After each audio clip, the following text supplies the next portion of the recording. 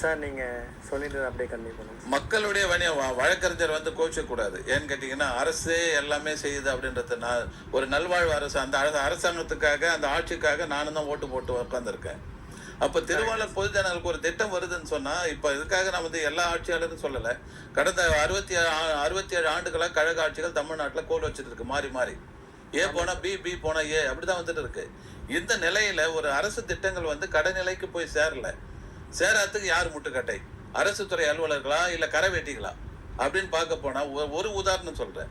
மக்களுடன் முதல்வர்னு இப்போ கேம்ப் போட்டுறாங்க. எல்லா மாவட்டத்திலும் பட்டி தொட்டி எல்லாம் அடிக்கிறாங்க. பார்க்கறது பக்கம் பக்கமா விளம்பரம் வருது. நல்லா தான் இருக்கு.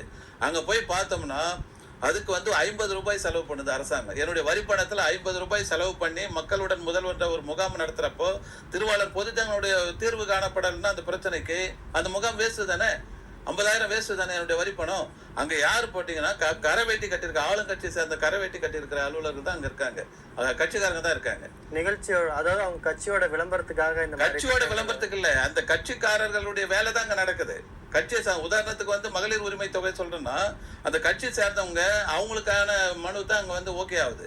சாமானியமான ஒரு மகளிருக்கு போனா அந்த மனு வந்து நீங்க 2 லட்சம் வருமானம் ஈட்டுறீங்க, உங்களுக்கு 4 கார் இருக்கு, 2 பைக் இருக்குன்னு மெசேஜ் போடுறாங்க. அப்போ இது எல்லாம் அலைக்கழிக்கப்படுகின்ற ஒரு நிலை தான் இருக்கு. கோரிக்கை என்பது மனுஷன் கருத்து கொடுத்துறான். சுதந்திரம் வாங்கி 78 ஆண்டுகள் ஆகி இன்னமும் ஒரு சென்ட் நிலத்துக்காக கோரிக்கை மனுக்கு கொடுத்துக்கிற நிலை தானே இருக்கு. அதுக்கு தீர்வு காணப்படலையே. ஒரு கலெக்டர் சொல்றாரு கோயம்புத்தூர்லயும் திருப்பூர்லயும் வந்து நிலைமை இல்லைங்க அரசாங்கத்துல அப்படின்றாரு. பணம் படைத்தவன் நிலம் படைத்தவன் வந்து ஆயிரக்கணக்கு ஏக்கர் வச்சிருக்கான். சாதாரண ஒரு சாமானியன் ஒரு சென்ட் இடம் இல்லைன்னு சொல்றப்போ இல்லவே இல்லைன்னு சொல்ற அதிகாரம் யார் கொடுத்தது அந்த கலெக்டருக்கு? இதுக்கு அவருக்கு 1.5 லட்சம் சம்பளம் கொடுத்து அவருக்கு ஏசி கொடுத்து 4 பியூனை கொடுத்து 2 பங்களா கொடுத்து வச்சிருக்கோம் நம்ம வரிப்பணத்துல. இல்லாத உருவாக்கணும். அதான் மாவட்ட ஆட்சியருடைய இது. இத்தனை பேர் வறுமை கோட்டில் இருக்கானா, அவனுக்கு வீடு மனை இல்லையா, கூட்டு குடும்பமா இருக்கானா, அவனெல்லாம் வந்து வரிசைப்படுத்தி எடுத்து நில கையகப்படுத்தி வாங்கி தரணும். அதுதான் வந்து ஒரு சாமானியமான அரசு, ஒரு வெல்ஃபேர் கவர்மெண்ட். இது செய்யலையே, திராணாட்டிய நிலையில் தானே இருக்கு. எல்லாத்தையும் அப்படி சொல்லிட முடியாது இல்ல. இது மாண்புமிகு முதலமைச்சருக்கும் தெரியுமே, இந்த நிலை தெரியுமே.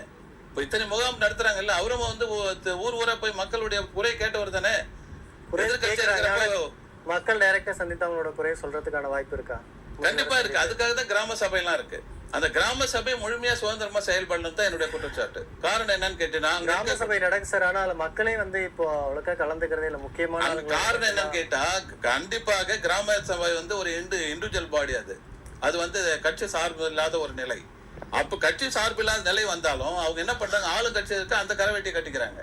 அந்த பஞ்சாயத்து பிரசிடண்ட் அதை சார்ந்தவராக இருக்காரு. அப்ப என்னன்னு கேட்டா அந்த கட்சிகளில் இருக்கிறவங்க அந்த வார்டுல இருக்கிறவங்க அவங்களுக்கான திட்டங்களை தான் போடுறாங்க. குறிப்பா வந்து அங்க பொதுவான ஏன் எதுக்குன்னு கேள்வி கேட்கறவன் அங்க போனானா அவனை வந்து வன்மையா தாக்கப்படுறது, அரகண்ட செயல் தான் நடைபெறுது.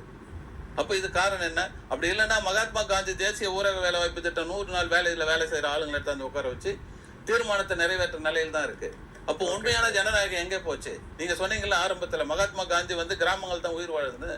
எங்க இருக்கு? உயிர் வாழலையே. நிறைய கிராமங்கள்ல எதுவுமே இல்ல. இதுதான் இன்றைய நிலை. யதார்த்தமா நான் வந்து இந்த கவர்மெண்ட் வந்து பாராட்டுறேன். ஏன்னு கேட்டா கடந்த காலங்களில் பாக்குறப்ப இந்த 3 வருஷத்துல ஏதோ திட்டங்கள் வருது போகுது அப்படின்ற மாதிரி அது முழுமையா சென்றடையணும். மாண்புமிகு முதலமைச்சர் முத்துவேலர் கருணாநிதி ஸ்டாலின் அவர்களுக்கு நம்ம புகார் பெட்டி வாயில நான் சொல்ற ஒரே ஒரு கோரிக்கை, நீங்க அடித்தளத்துல மக்களை வந்து பாருங்க. அந்த திட்டத்தை வந்து செயல்படுத்தக்கூடிய எக்ஸிக்யூட்டிவ் ஆஃபீஸர் எங்க சேகனட் ஆகி நிக்கிறாங்கன்னு பாருங்க. வழக்கறிஞர் சொன்னார் எல்லாமே வந்து ஆல் ஐஏஎஸ் ஆஃபீஸர் எல்லாம் யங் ஸ்டாஃப் டைரக்டா வந்தவங்க எல்லாம் செய்யறாங்கன்னு சொல்லிட்டு. ஆனா அவர் எழுதுனதை வந்து சாதாரண ஒரு விஏஓ எக்ஸிக்யூட் பண்ண மாட்டோம். கேட்டா நான் யூனியன் செக்ரட்டரின்னு சொல்றான். ஒரு 10வது படிச்சுட்டு விஏஓ வரக்கூடிய ஒரு ஐஏஎஸ் ஆஃபீஸர் போடுற பச்சை இங்குக்கு வந்து நோட்டு எழுதி செயல்படுத்தலையே. அப்ப இந்த நிர்வாக திறனற்ற செயல் எங்க இருக்கு? அவங்கள செய்ய விடாம கூட இருக்கலாம்ல சார். ஆமா, அது ஏதோ ஒரு காரணத்தில் நிக்குது இல்லையா? அப்ப யார் பாதிக்கப்படுறாங்க? என்னை போன்ற அப்பாவி திருவாளர் பொதுஜனம் தானே பாதிக்கப்படுது. கஷ்டப்பட்டு படிச்சு வந்து அரசு வேலை தான் வாங்குறாங்க. வந்ததுக்கு அப்புறம் திரும்பி அவங்களும் அதே வேலையை தான் பாக்குறாங்க. அதுதான் அந்த அழுத்தம். அரசியல் அழுத்தங்கள் ஒரு பக்கம் இருந்தாலும் நிர்வாக செயலற்ற கீழே இருக்கிறவங்க செய்ய மாட்டாங்க. ஒரு கலெக்டர் போட்ட உத்தரவு வந்து எக்ஸிக்யூட் பண்றதுக்கு வந்து ஒரு விஓ முடியலன்னு சொன்னா அங்க அரசியல் தானே பாதிக்குது. அப்ப ஏதோ ஒரு கட்சியை சார்ந்தவங்க எனக்கு தெரியும், எம்பி தெரியும், மினிஸ்டர் தெரியும் அப்படின்ற கோடு வச்சுற நிலை தானே இருக்கு. 10த்துக்கு நான் தொழிற்சங்கத்தில் இருக்கேன், நான் சங்கத்தில் இருக்கேன் அப்படின்ற மாதிரி தானே இருக்கு. அதனால இது வந்து முக்கியமா தாயுள்ளத்தோட இந்த வெல்ஃபேர் கவர்மெண்ட் கடைநிலையில இருக்கக்கூடிய கடைகோழி சாமானியனுக்கும் திட்டங்கள் போய் சேர்ந்தாதான் உண்மையான நலவாழ்வு அரசு. ஓகே சார், நம்ம நிகழ்ச்சியோட இறுதி கட்டத்துக்கு வந்துட்டோம். இவ்வளவு நேரம் நம்மளோட இருந்து புகார்களுக்கான தீர்வு வழங்கி சமூக ஆர்வலருக்கும் சட்ட ஆர்வலருக்கும் நம்முடைய வணக்கத்தை தெரிவித்துக் கொள்வோம். மீண்டும் மற்றொரு புகார் பெட்டி நிகழ்ச்சியில் சந்திப்போம்.